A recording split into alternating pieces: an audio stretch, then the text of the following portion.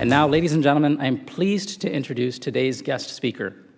He is here with the results of our city's annual physical, if you will. Each year, the much-anticipated Vital Signs report provides a snapshot of our city's well-being. Rahul Bhardwaj, President and CEO of the Toronto Community Foundation, is what you might call the organization's alchemist. He blends philanthropy with community needs to produce results that foster civic engagement and enhance communities. Vital Signs points out progress achieved, areas for improvement, and issues that need attention. More than 1 million people in Toronto and the Greater Toronto Area will receive this innovative document. Many use it as a guide, a reference, and a resource to plan programs, fund initiatives, and generate solutions for community concerns. A sure sign of the report's success is the fact that more than 35 communities across Canada and 8 communities internationally now produce reports modeled after Vital Signs. As head of the Toronto Community Foundation, Mr. Bhardwaj makes it his business to engage philanthropy to improve the city's quality of life. A lawyer by vocation, the city builder has been involved in a number of economic, cultural, and sport development initiatives. Among them, he was a board member of Metrolinx and a vice president of the Toronto 2008 Olympic bid. He is currently co-chair of TO 2015 Ignite, a program of the Toronto 2015 Pan and Para-Pan Am Games. He is also the newly appointed chair of the Community Foundations of Canada Board of Directors. With the publication of the 2013 edition of Vital Signs, Mr. Bhardwaj will do the necessary round of media interviews, but today he starts here with you. Mr. Bhardwaj, the Canadian Club of Toronto's podium, Canada's podium of record, is yours.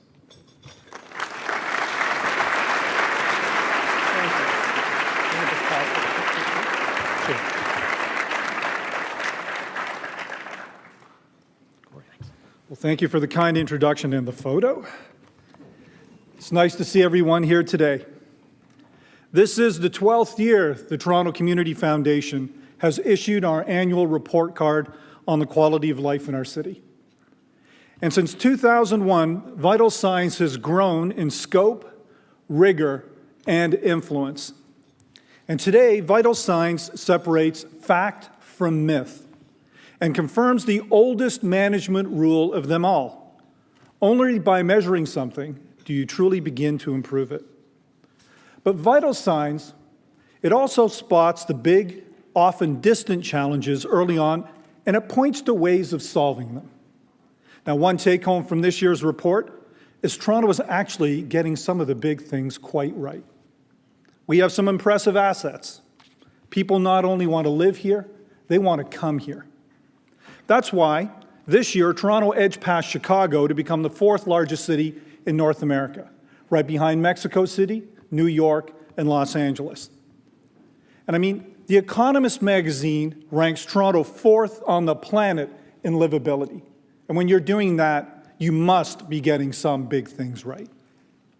The other good news is that our strengths strengthen us far more than our weaknesses actually weaken us, at least until now. Because the bigger reality is we are really challenged to sustain our strengths.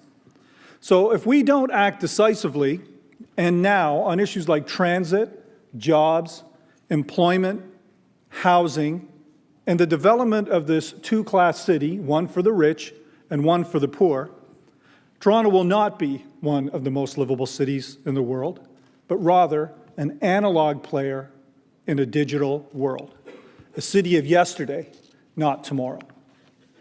Now, the phrase analog player in a digital world, well, that's used in one of my favorite films, Ocean's 13, where George Clooney and Brad Pitt and their lovable band of thieves are ready to rob a casino, but they run into a security system they can't get by. So they call on Eddie Izzard, the technology wizard, who looks at it and says, "Gentlemen, you are out of your element. Mates, this is out of your scope.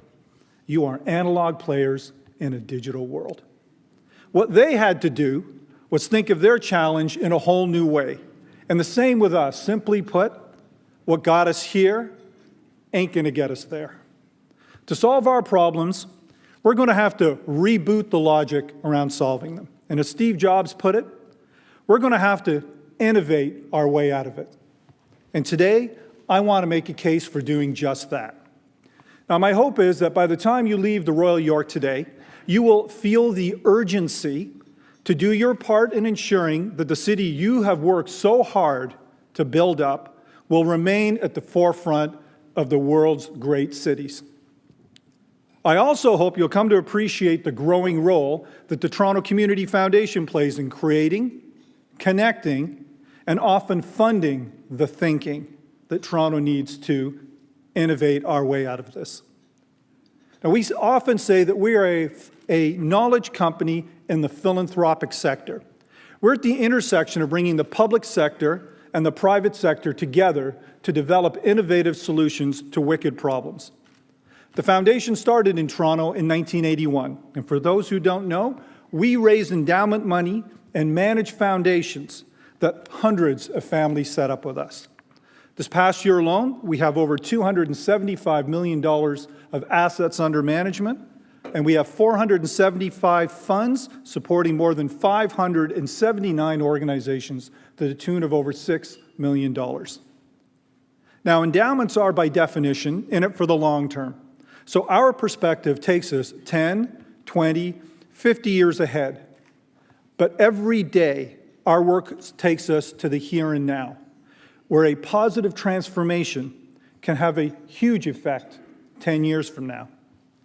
We use the Vital Signs report to identify the areas of greatest need in the city, where our donor dollars can have the most impact in the most efficient way. And then we either fund existing programs or work with our partners to create new ones. We call this whole package the art of wise giving, and it's a trend we are very, very proud to champion. End of commercial, onto the report. Now, the report not only chronicles what's really happening in the city, it separates us from some of our favorite misconceptions about it. So take Parkland, for example. So it's being paved over by condos and roads, right? Well, not so much.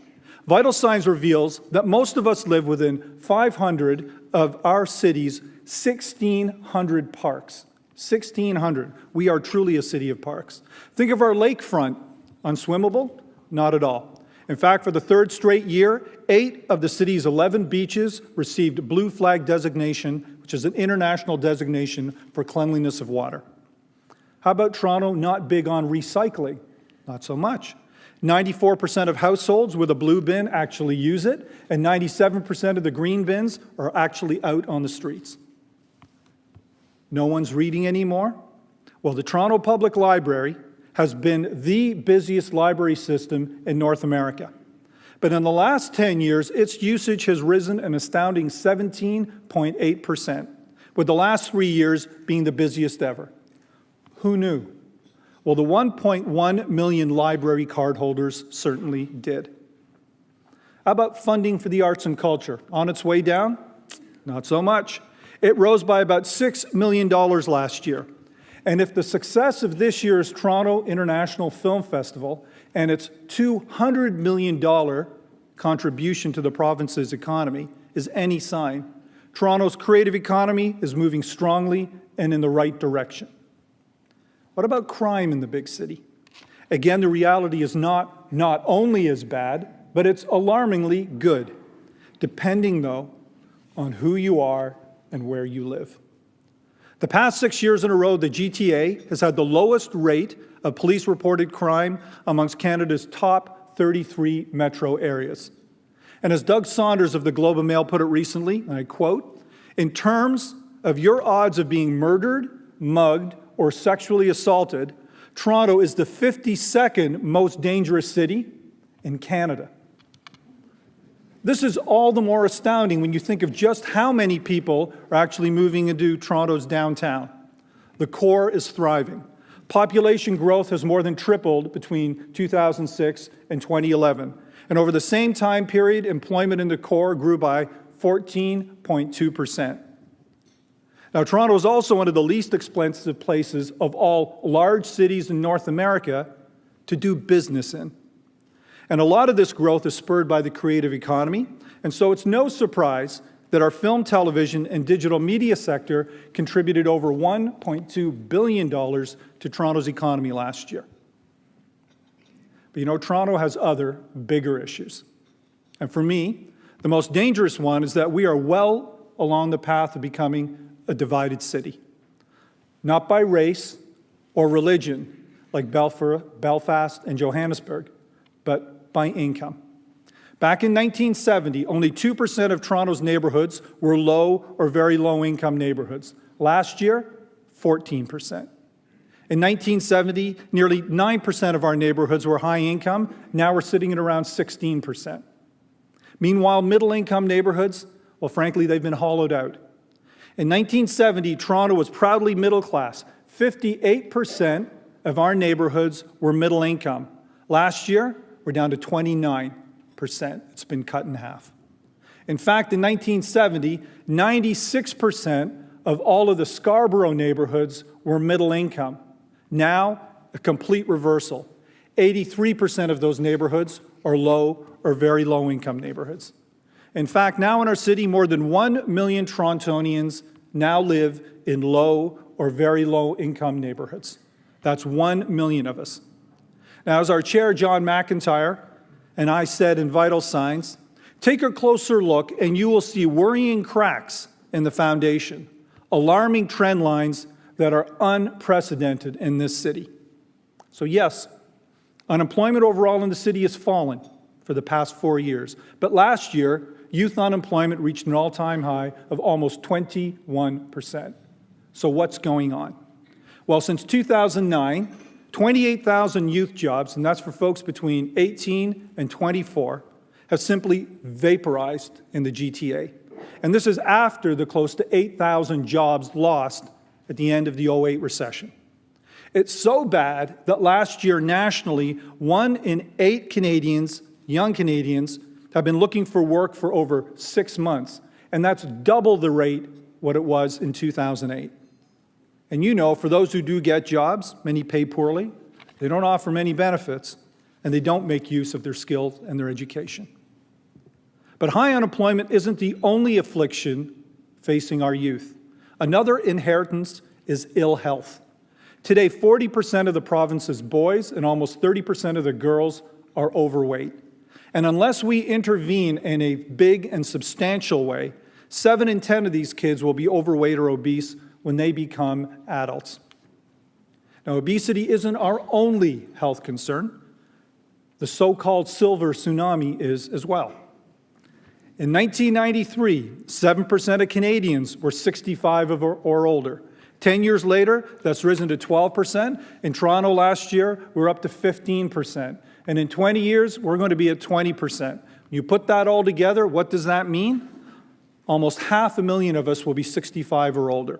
But this is going to place huge demands on our hospitals, our long-term care facilities, our families, our housing, and our economy. And trust me, it already is. Now, I expect many of you in this room own your own home. Well, we're the lucky ones. The average price of the home in, let's say, one of my favorite neighborhoods, The Beach, rose from $310,000 in 1996 to almost $800,000 right now. So in a survey of over 300 international housing markets, Toronto is now ranked as severely unaffordable. And little wonder that we now have the most people on waiting lists for affordable housing than ever before in Toronto. Well, let's talk about our food banks for a second. Here we live in one of the richest cities on earth, and we had almost 1 million food bank users or visits last year in Toronto alone. Little wonder 1 in 8 households in our city experienced some form of food insecurity. So let me bring some of these challenges together. One is that we do have a vanishing middle class. Another is that we do have massive and rising youth unemployment, obesity, a growing elder class, unaffordable housing, not enough food.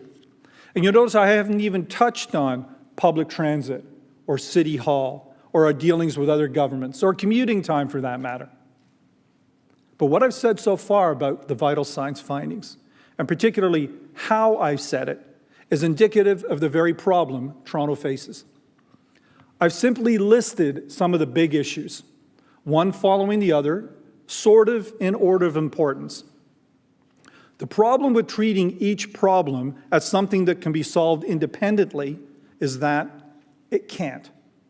The reality is, public transit is also a public health issue and a neighborhood issue as well. How?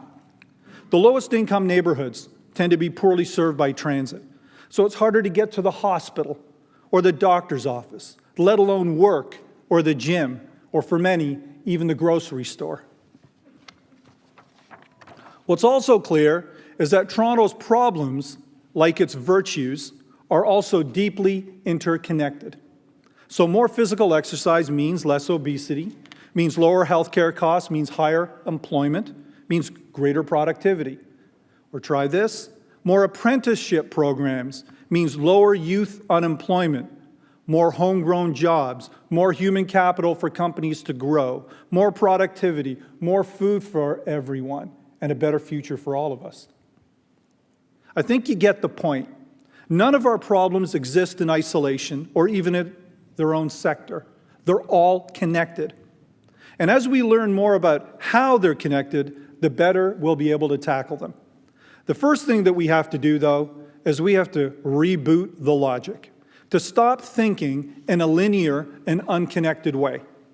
As Einstein said, we can't solve problems by using the same kind of thinking we used when we created them. I believe the kind of thinking that will keep Toronto at the forefront of the world's most livable cities is what I'll call network thinking. In fact, the issues we face are so connected, so integrated, so complex and fast-moving. We now have neighborhoods where 1 in 5 people are living with diabetes, that only system-wide innovations are going to attack them at their core. Now, sure, neighborhood programs or even city-wide ones are very important, but they're simply no longer enough. Yes, Toronto is actually quite famous for its neighborhoods, and we love our neighborhoods dearly. But their real strength is that they're a network of neighborhoods. And it's the strength of our networks everywhere in Toronto that we really have to focus on and build up. Now, this isn't easy. We desperately need more public transit, but it has to connect and strengthen the entire region. We desperately need more housing, but more of it needs to be affordable housing for young families, for newcomers, and for seniors. So what Toronto really needs most of all is a new way of thinking about the city. Viewing our issues as a series of projects whose priorities rise and fall every year, it may actually fix the potholes and pick up the garbage. But as you just heard, our problems are far bigger than that. Now, turning City Hall into a debating society for the deaf also won't get us where we need to go. As we've seen in America over the last couple of days, turning policy battles into political fights, into political attacks, doesn't actually get anything done. But before we begin to chart how we actually get there, we need to agree on where we're actually going. Some of you may recall that last year, I said that Toronto should be a city that moves, a city that works, and a city that lives.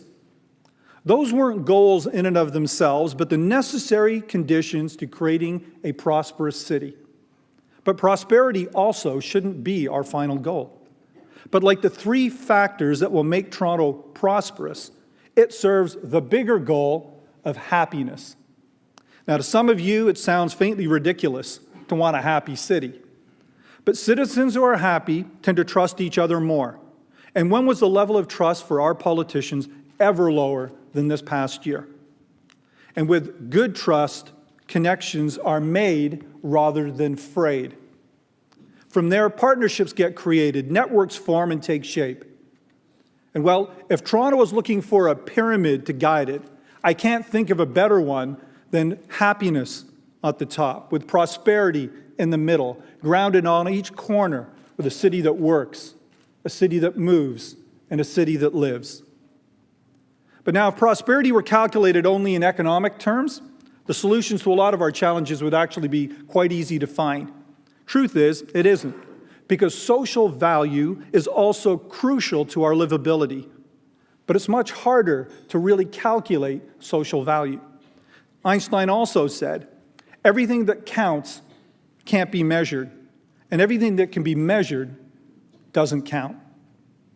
But in the last 5 years, the linkage between economic value and social value has grown even closer. Today, it's not just the do-good or not-for-profits who are touting social value. Businesses large and small now understand there's a price and often a social cost to be paid for just about everything, whether you're buying cheap T-shirts, drilling for gas, or buying a cup of coffee. Determining the real cost and balancing the economic and social value, well, that will demand new kinds of relationships between the public sector, the private sector, and the philanthropic sector that gets us all working together in ways we could scarcely imagine a few years ago. In fact, that kind of new relationship, well, it's already sprouting a little bit in Toronto. And I'm going to give you a quick example from our Vital Science or our Vital Idea grants at the Toronto Community Foundation. One of our recipients was Business in a Box, scatting courts here today. Not your run-of-the-mill charitable program. They take repurposed shipping containers, put them into parking lots and empty spaces, and they run micro-businesses out of it, from bike repair to bubble tea. And none other than KPMG funded this Vital Idea grant. Now, Toronto isn't the only place that new thinking is changing lives, neighborhoods, and cities. It's happening all over. Take Calgary, for example. Its mayor, Naheed Nenshi, came to office promising density, diversity, and a sense of discovery. This past spring, he turned Calgary into a city whose people look after each other by his personal example during the floods. But as the Calgary Sun said, and remember, this is the Calgary Sun, quote, he gave us hope. He added purpose to our spirit. He made us proud. How about Bogota? Bogota, Colombia, the drug capital of Latin America, yeah. It was a drug capital and a murder capital and a lot of other bad things as well. But we all miss the happy ending. Bogota's civic leadership took back their city over the past 10 years. They've turned it into a thriving metropolis. Violence is way down. Tourism is way up. The arts are thriving. I encourage you, go check it out for yourself. But the point I'm trying to make is, what do a highly functional city like Calgary and a once highly dysfunctional city like Bogota, what do they have in common? Strong political leadership and a singular vision. And Toronto, frankly, has neither. And there's no way we're going to address the big, gnarly issues detailed in this year's Vital Signs until we find that leadership and that vision. Greatness, let alone getting byness, doesn't just happen. It's the result of deliberate, intentional, and cohesive action. More than ever today, Toronto needs all three. Now, last month, McKinsey & Company issued a report on how to make cities great. They claim that leaders who do it right do three things really well. They achieve smart growth, they do more with less, and they win support for change. Now, if those three qualities sound distant or unfamiliar to you, it's a sign of just how little they're practiced by our current civic leaders. This has to change. If the very deep problems around employment, housing, health, mobility, a two-class city are to be turned around, yes, we can make marginal progress, but we can't solve the big problems in any meaningful way unless we change how we think about them in an equally big way. So let's go back for a few moments and look at some of the problems I described earlier in a slightly new light. I'll call them the 5 things, and they're all in the Vital Signs report. 5 things Toronto must do to ensure its world-caliber livability actually lasts. And in each of these 5 areas, we're going to have to measure success, both economically and socially. First of these is connectivity. Neighborhoods do not thrive in isolation. They're connected to each other. Many would argue it's the connection what actually makes them thrive. So our transit system, both public and private, has to be efficient in getting us to and from work without delay, but that system also has to connect our communities so that it's easy to get to that local park or one of our 99 libraries or simply a grocery store, or maybe a doctor. The second necessity is an affordable housing strategy. Developers build more condos than low-cost housing because they can make more money doing that. But today, we have way too many condos and way too little affordable housing. It's time to get governments and developers to align their strategies, and particularly their rewards, so that we have enough of the right housing for everyone and begin to solve some of the systemic hollowing out of our neighborhoods. Number three, we need more public space. Didn't I just say that we had 1,600 parks in this city?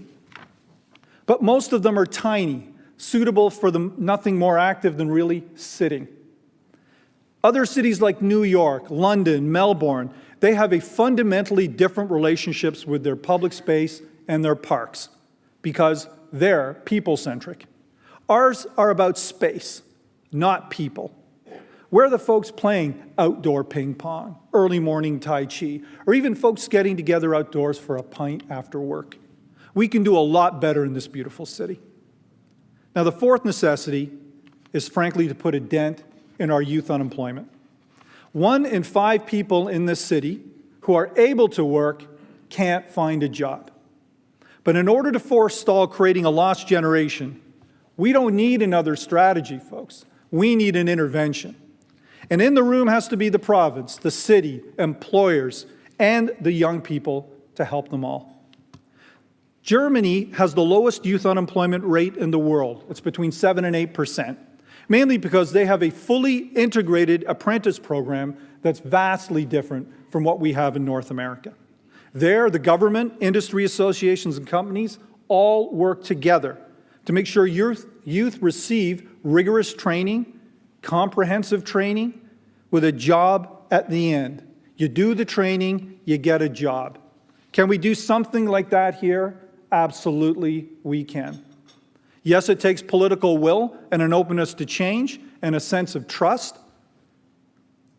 And this brings me now to my fifth and final initiative, to ensure that our city remains as livable 10 years from now as it is today.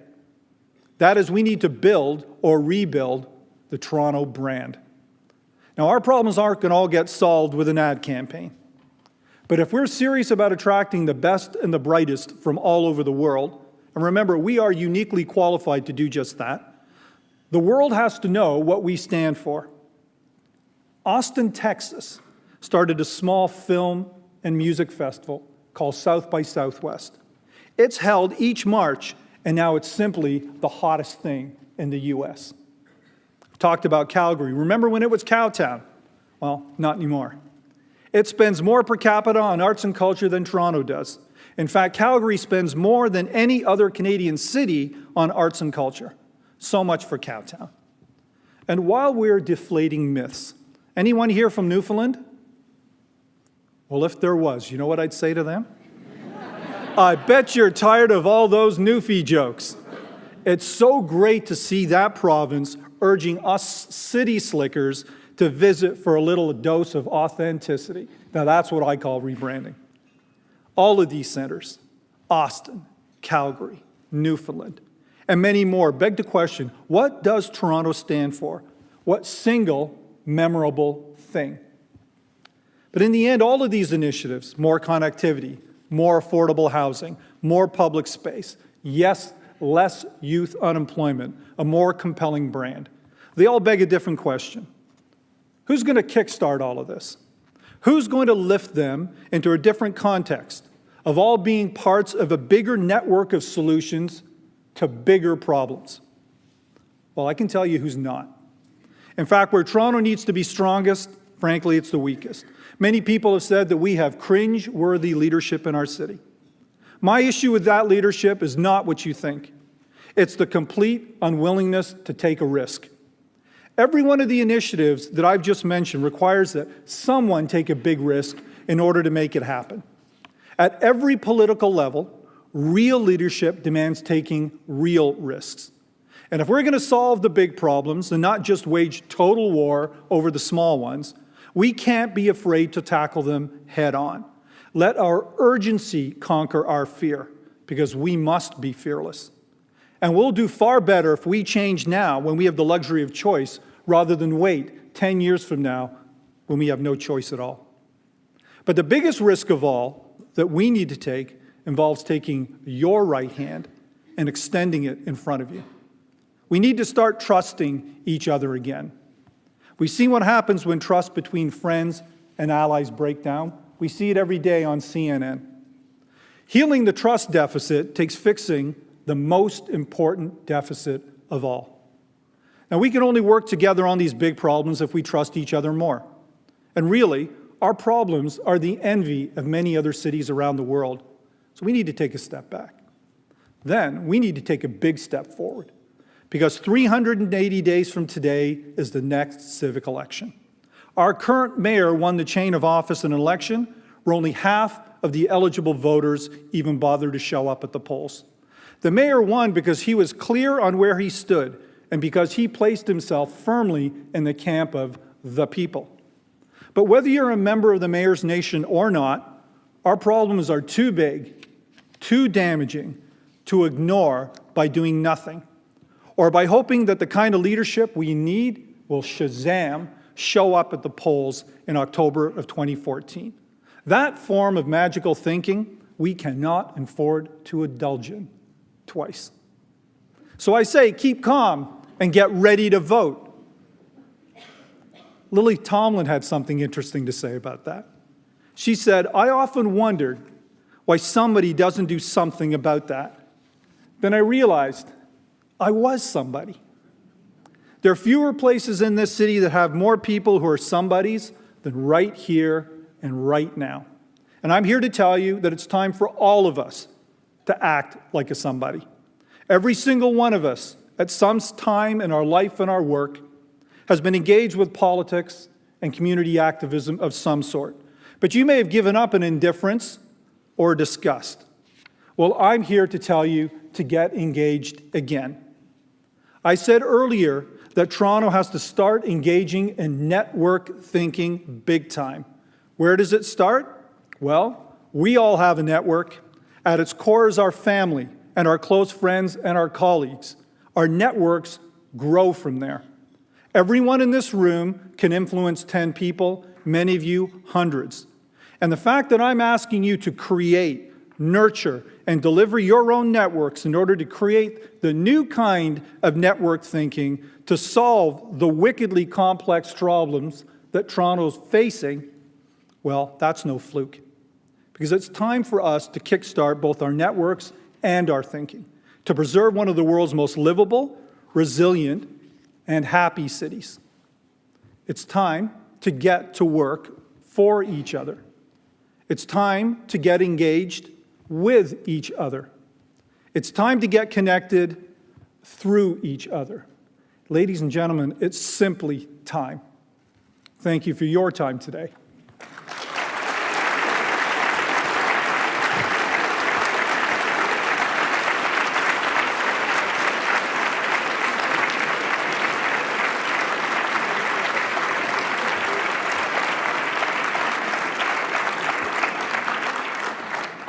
Good afternoon. My name is Gillian Smith, and I'm a director of the Canadian Club of Toronto. On behalf of the club, I wish to thank you, Mr. Bhardwaj, for yet another insightful report on the quality of life of one of the world's most dynamic cities. It's clear why Toronto Life magazine named you among the 50 most influential people in the city. Year in and year out, Vital Signs provides compelling evidence of the strengths of the city we love and call home. It also delivers some sobering statistics that give us pause. But as President and CEO of the Toronto Community Foundation, you ask us to do more than pause.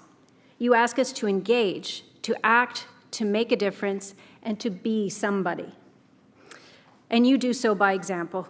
Whether it is the many boards and committees on which you have served, the innovative collaborative efforts your organization supports, or the many groups and organizations that have benefited from your foundation. Mr. Bhardwaj, you do us proud. Thanks again for joining us this afternoon.